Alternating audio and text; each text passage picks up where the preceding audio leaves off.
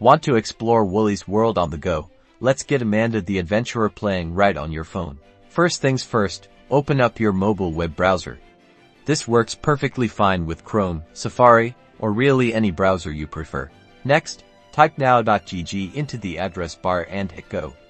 This website lets you play Android games on the cloud directly through your browser. Once you're on the now.gg website, look for the search bar.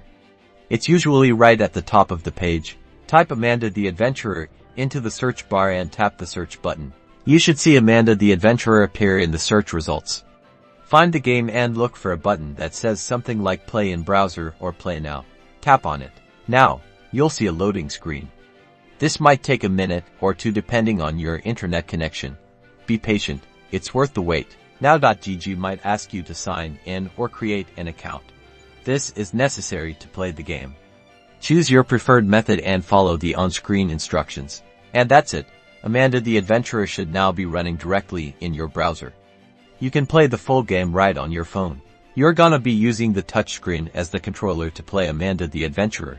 Time to jump in and solve some mysteries with Amanda and Woolly right on your mobile device. Have fun adventuring.